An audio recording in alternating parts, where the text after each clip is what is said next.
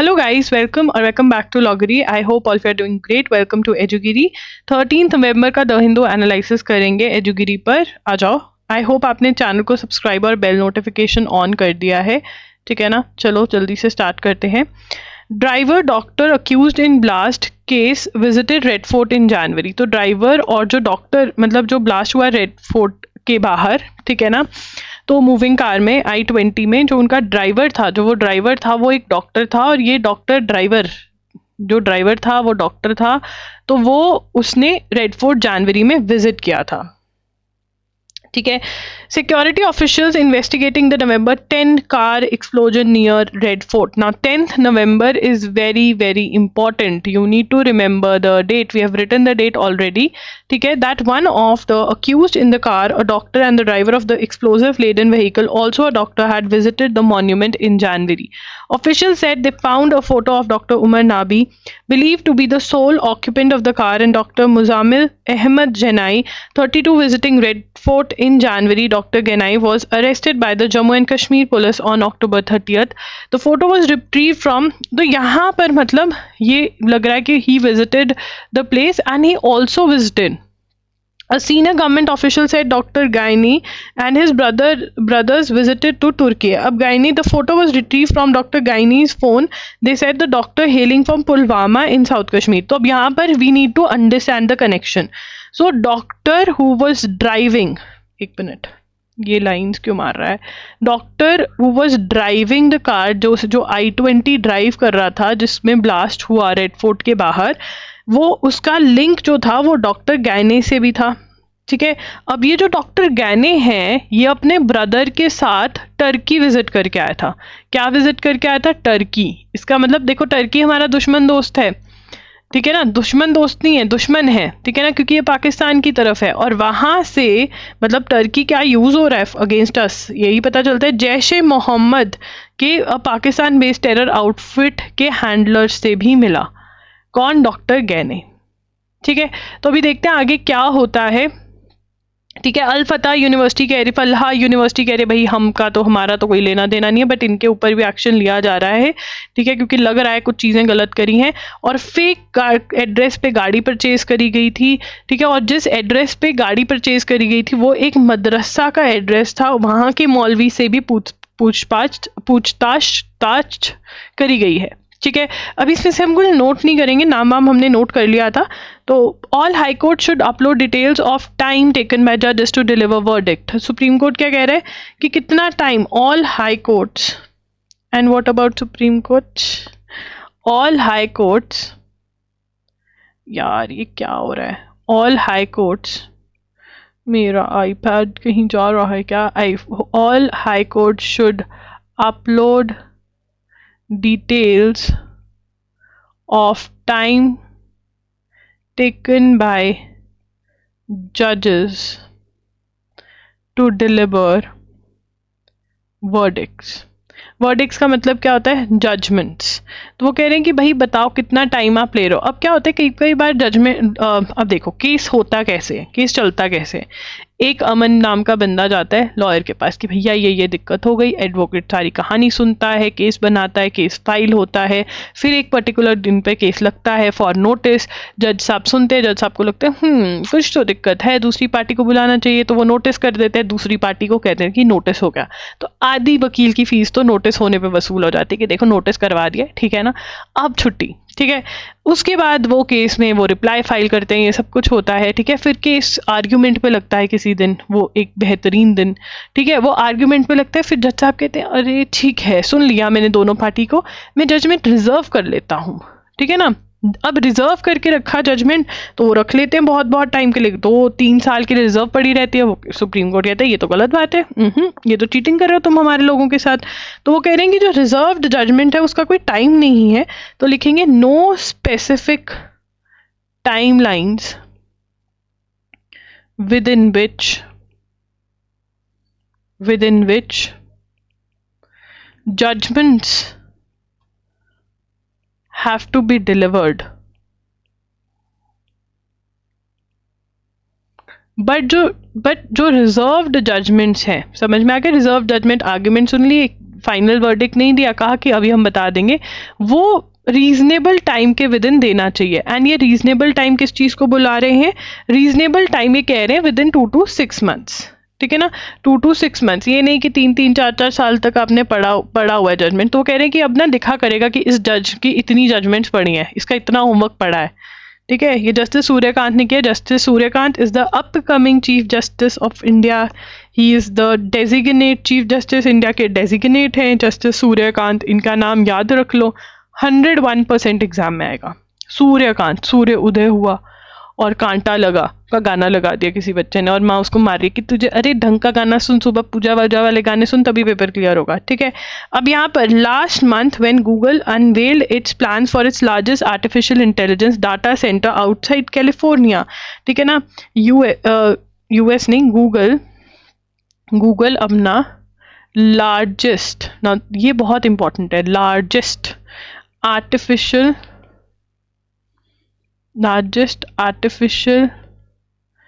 Intelligence AI data centre कहाँ पर आ रहा है? इन आंध्र प्रदेश।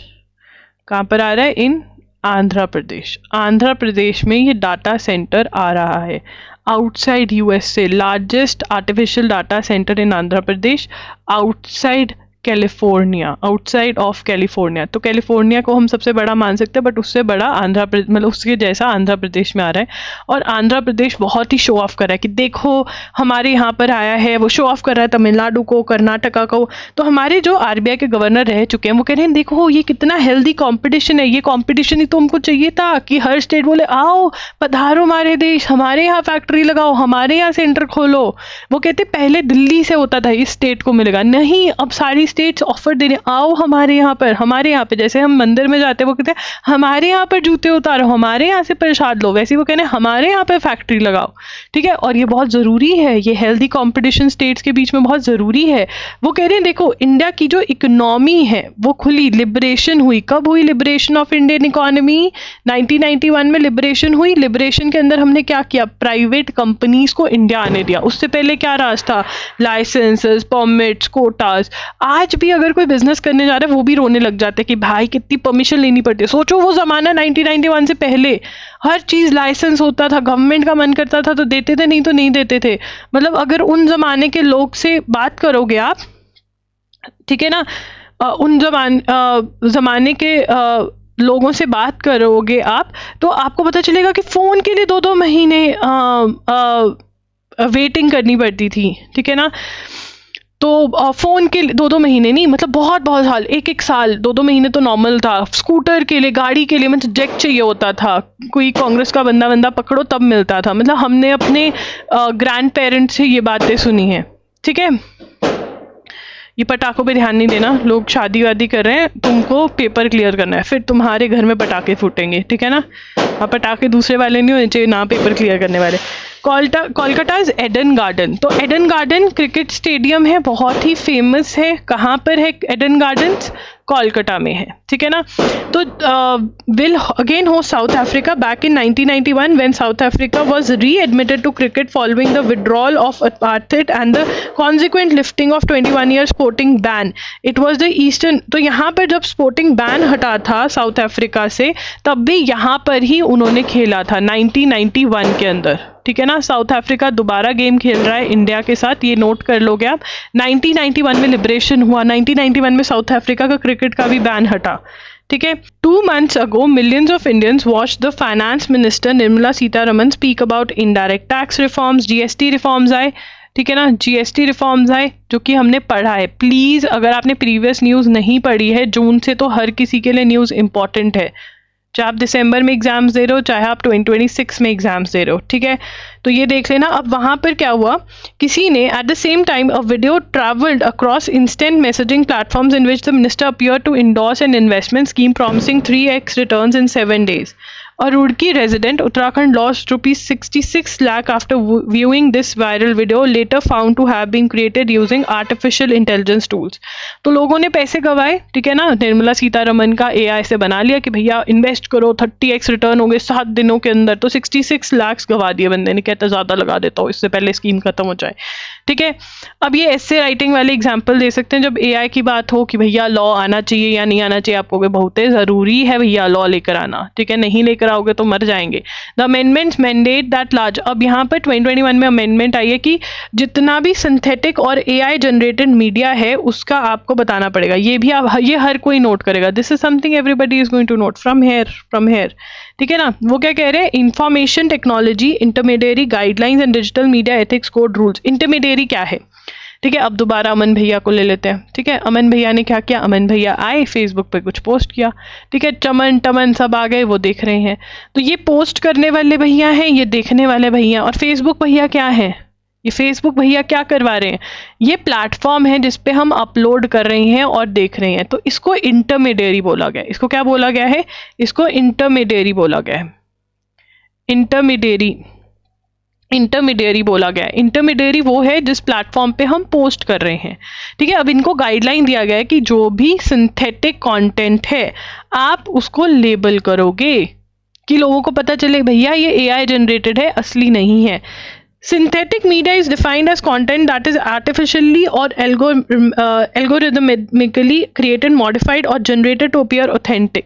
तो ये important है। सिंथेटिक कंटेंट कौन सा, जो AI यूज करके बनाया गया हो, जो गलत तरीके से बनाया गया और उसको ऑथेंटिक मतलब रियल शो करने की कोशिश करी गई हो, ठीक है। This article is very very good article, I mean you should, जिसको भी ऐसे राइटिंग करना है ये आर्टिकल उनको डिटेल में पढ़ के नोट्स बनाने चाहिए, ठीक है ना। तो हम इस वीडियो के एंड में यही करेंगे, पहले नीचे चल के बाकी सब MCQ वालों को फ्री कर देते हैं, ठीक है, वो क्यों सुने। Starmer says team united after political coup reports. तो यूके में पॉलिटिकल कू रिपोर्ट्स आई हैं, यूके पॉलिटिकल कू रिपोर्ट्स, ठीक है ना। रिपकू का मतलब क्या होता है, overthrow the person in power, ठीक है ना। Guardian was the Guardian was the first to report,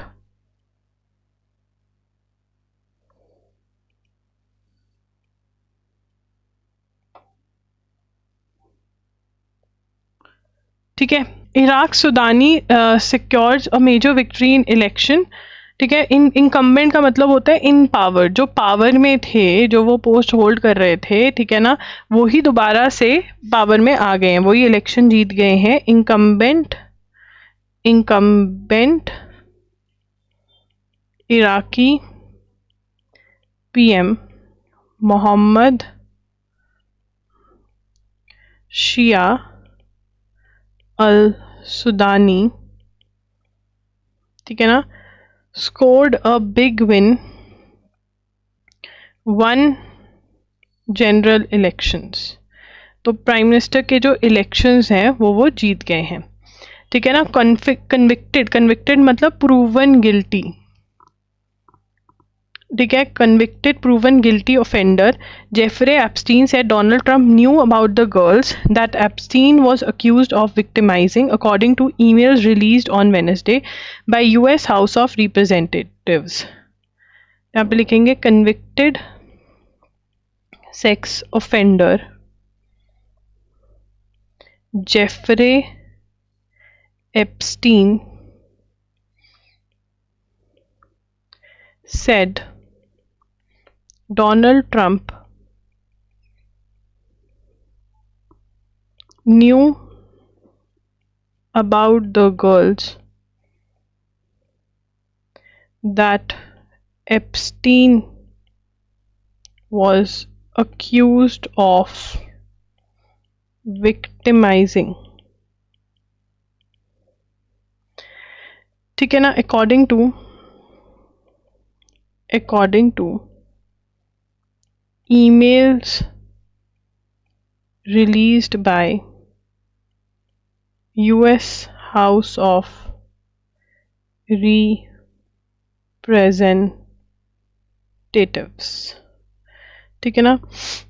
अब यहाँ पे ये क्या स्टोरी है? So basically this Jeffrey Epstein he was a financier, ठीक है ना, एंड ही वॉज कन्विक्टेड, मतलब प्रूवन गिल्टी, सेक्स ऑफेंडर था, माइनर्स के साथ सेक्स करा था इसने और सुसाइड कर ली थी इसने while the case was going on और कुछ ऐसा सा। एंड डोनाल्ड ट्रंप ने इसके बर्थडे पे इसको एक कार्ड भेजा था, ऐसा कहा जाता है, और उसके ऊपर एक न्यूड लड़की बनी हुई थी और कहा था कि हाँ I know about your secrets.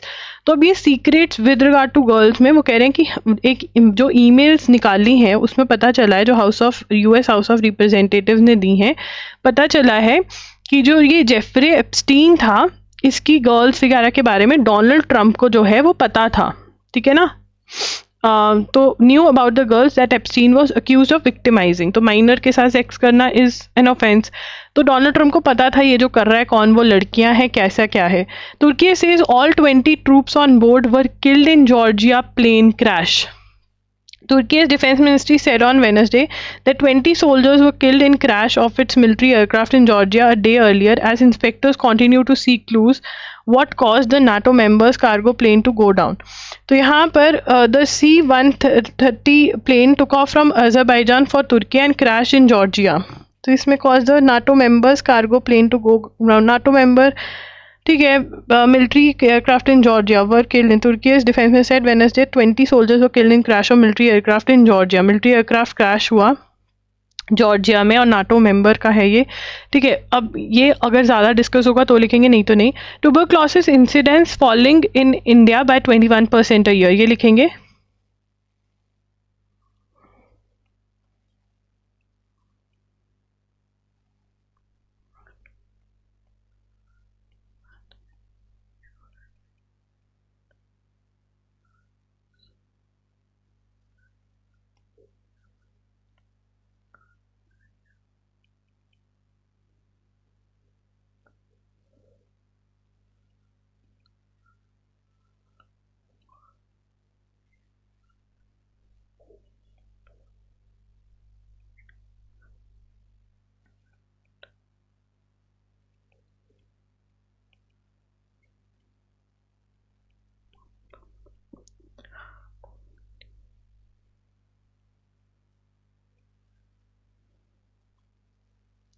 तो ये फॉल आ रहा है, ये WHO कह रहा है, वर्ल्ड हेल्थ ऑर्गेनाइजेशन कह रही है, which is a good thing. तो इसके अंदर जो हमारा सबसे ज़्यादा जो क्रेडिट जाएगा वो TB elimination, TB elimination mission, जिसका नाम है टीबी मुक्त भारत अभियान। क्या है? टीबी मुक्त भारत अभियान, ठीक है। टीबी मुक्त भारत अभियान has achieved extensive reach screening vulnerable individuals, जिनको हो सकता है टीबी, उनकी स्क्रीनिंग हो पा रही है, आइडेंटिफाई हो पा रहे हैं। और ये जो चीज़ है ये कब लॉन्च हुई थी? लॉन्च्ड इन 2024, ठीक है। उसके बाद GI tag fee cut to ₹1000, minister promises backing for tribal goods, ठीक है। तो यहाँ पर Commerce and Industry Minister Piyush Goyal announced here on Wednesday that the application fee for GI tag has been reduced to, तो application fee लिखेंगे for geographical indications GI tag has been reduced from ₹5,000 to ₹1,000, ठीक है ना। 5,000 से ₹1,000 हो गई है। ये कहाँ पे अनाउंस किया?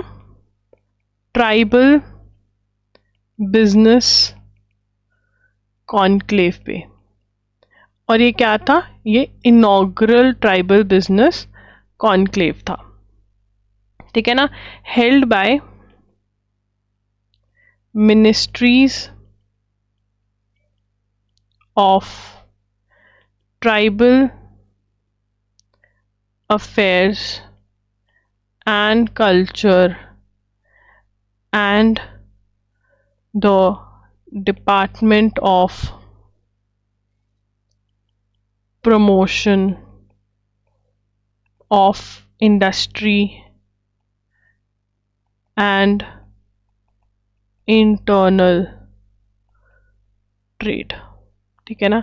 DPIIT at Yash Bhoomi convention centre यहाँ पर हुआ. So this was a tribal business conclave that was to ही urge tribal artisans to register and protect traditions product. तो GI मिल जाएगा. तो अगर कि ये वहाँ पे बना है, वहाँ की ये चीज़ फेमस है, इसका मतलब ये ओरिजिनल है, ये अच्छी है. The events of being distribution for aircraft products such as, अब यहाँ पर क्या था, Kanadipaya bamboo mat of Kerala, Apatani textile of Arunachal Pradesh, Marthandam honey of Tamil Nadu. तो ये सारी चीज़ें जो हैं आप इसको नोट्स में लिख लीजिए कि किसका क्या चीज़ जो है वो फेमस है और GI है, ठीक है ना. तो ये इंपॉर्टेंट है, ये आप नोट कर लेंगे. और tribal business conclave first time हुआ, और ये कहाँ पर हुआ, ये हुआ at Yashobhoomi convention centre, ठीक है.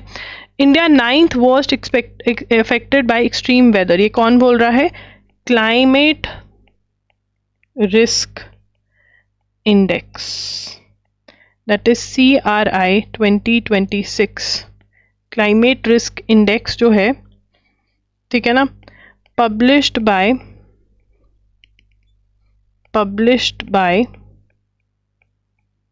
जर्मन वॉच,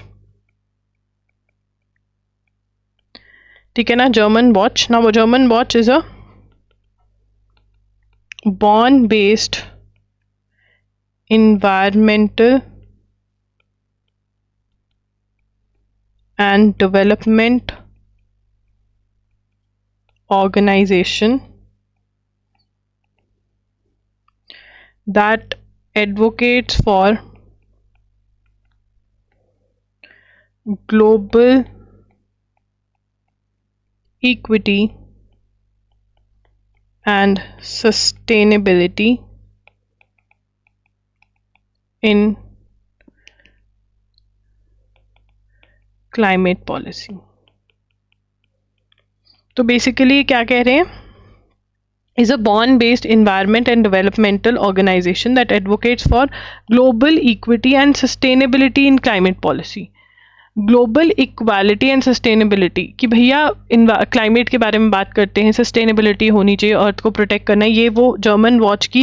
अब यहाँ क्वेश्चन ये ही आएगा कि भाई क्लाइमेट रिस्क इंडेक्स जो है 2026 का वो किसने पब्लिश किया है, ठीक है ना. और इंडिया जो है वो क्या है, रिलीज्ड एट, ये कब कहाँ पर रिलीज हुई, रिलीज्ड एट COP30 इन बेलम, ठीक है ना.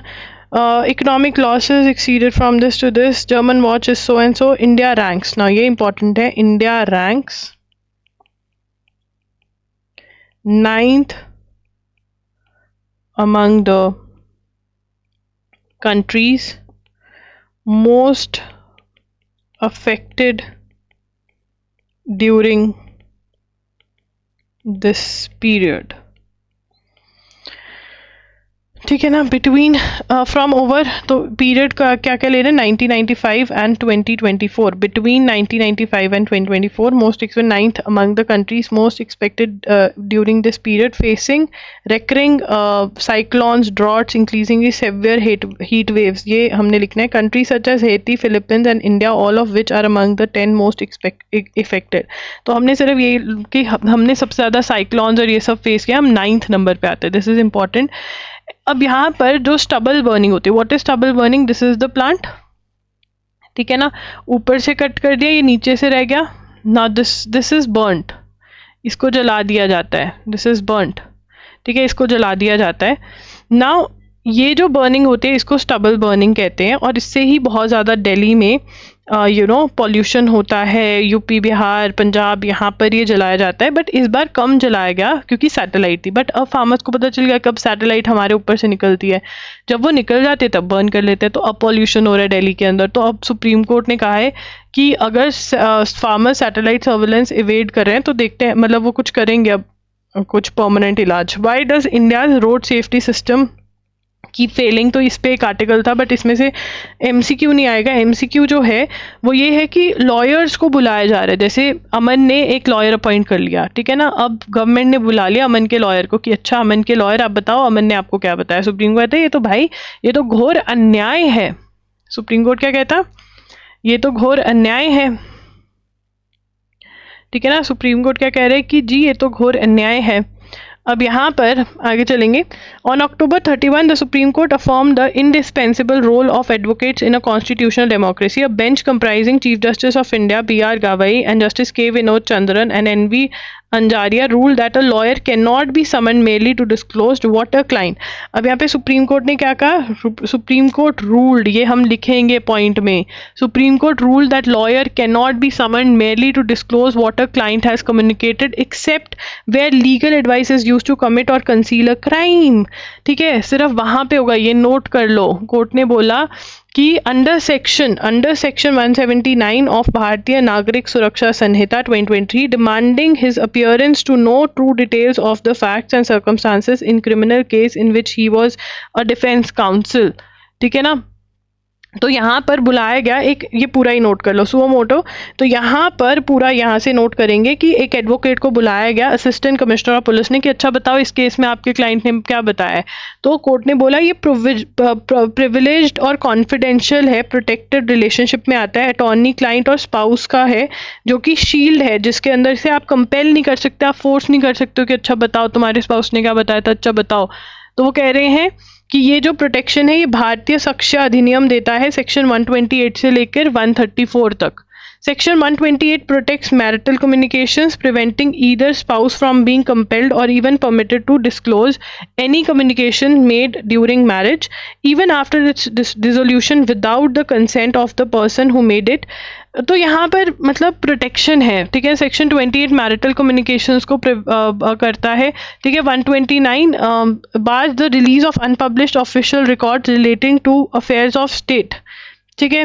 तो ये सारी चीज़ें हैं जो लॉयर्स का होता है, प्रिविलेज कम्युनिकेशन है। सेक्शन ये लिखेंगे, सेक्शन 128 जो है मैरिटल कम्युनिकेशन को प्रिवेंट करता है, ये नोट करेंगे, ठीक है। Likewise section 129 bars the release of unpublish, ये नहीं है। Section 132 prohibits advocate from revealing professional communications, ये नोट करेंगे, ठीक है ना। तो कोर्ट कह रहे भाई ये तो बहुत ही गलत है, आप तो ये गलत कर रहे हो, सिर्फ तेरा सर्टेन कंडीशन। सेक्शन 132 ये नोट करेंगे, prohibits advocate from disclosing any communication made to him in course of professional engagement even after employment has ceased। employment भी खत्म हो गया उस एडवोकेट की, तब भी वो बता नहीं सकता, सिर्फ 3 सर्कमस्टांसेस में बता सकता है एडवोकेट। ये इंपॉर्टेंट है और ये आप नोट करेंगे, 3 सर्कमस्टांसेस में से क्वेश्चन आ सकता है। If the client consents to it, अगर क्लाइंट हाँ बोलता है कि हाँ ठीक है बता दो, ठीक है। The communication pertains to illegal purpose, जो इलीगल काम के उससे पर्पस से रिलेटेड है। The advocate observes criminal activity being carried out during the employment, observe करा है एडवोकेट ने कि भाई मान लो रेप होते हुए देखा है उसने, मारपीट होते हुए देखे, तो एडवोकेट बता सकता है। ये आपको नोट करना है क्योंकि आ सकता है कि कब एडवोकेट बता सकता है चीजें, ठीक है। उसके बाद Top court decided that an investigating or prosecuting agency or the police cannot directly summon a lawyer mainly for appearing or advising, कि ऐसे ही नहीं एडवोकेट को बुला लोगे कि हाँ बताओ। सेक्शन 132 प्रोटेक्शन, जो एडवोकेट की जो कम्युनिकेशन है वो प्रोटेक्टेड है अपने क्लाइंट के साथ। It is protected under which article, this is important, article 20 sub article 3 guarantee against self incrimination, ठीक है। The judgement constitutionalizes a privilege which is key element of laws. If a citizen cannot be compelled to confess, the state cannot achieve the same end। तो यहाँ पर मतलब वो कह रहे हैं कि ये आर्टिकल के अंदर ये प्रोटेक्टेड है लॉयर को जो बता रहा है क्लाइंट, ठीक है। तो ये है, आपने ये चीज़ें नोट करनी है, this is very very important, जो मैंने मार्क किया ऐसे, ठीक है। अब बाहर से बहुत सारी यूनिवर्सिटीज़ को यूजीसी अलाउ कर रही है कि यहाँ पर आके यूनिवर्सिटी सेट करो। यूजीसी की full form university grants commission है। तो एक बार से दोबारा रिपीट करना चाहूँगी मैं ये वाले जजमेंट को, लीगल जीके का बहुत इंपॉर्टेंट पार्ट है ये। तो कोर्ट ने क्या बोला है? कोर्ट ने सबसे पहले बोला है कि देखो, आप ऐसे लॉयर को बुला नहीं सकते हो कि अच्छा बताओ तुम्हारे क्लाइंट ने तुम्हें क्या बताया था, ये गलत है। सेक्शन 132 के अंदर ये प्रोटेक्टेड है, जो कम्युनिकेशन हुई है between the lawyer and client, that is protected, this is a privilege communication, ठीक है। बट 3 रिक्वायरमेंट्स हैं जब आप बता सकते हो। या तो आपके क्लाइंट ने बोल दे कि हाँ ठीक है बता दे, या फिर वो इलीगल पर्पस के लिए कम्युनिकेशन दी, या फिर एडवोकेट ने कोई obscene observes a criminal activity being carried out during the employment, ठीक है ना। तो ये है, this is very very important. I hope आपको सेशन अच्छा लगा होगा। अगर अच्छा लगा तो लाइक कर देना, चैनल को सब्सक्राइब कर देना, बेल बटन ऑन कर देना। Thank you for watching, bye bye and take care. नहीं, रुक जाओ, एक और चीज़ लिखवानी है, दैट इज़ यूके और India UK comprehensive economic and trade agreement जो है वो साइन हो गया है, ये भी लिख लेना, ठीक है। This is important. Thank you, bye.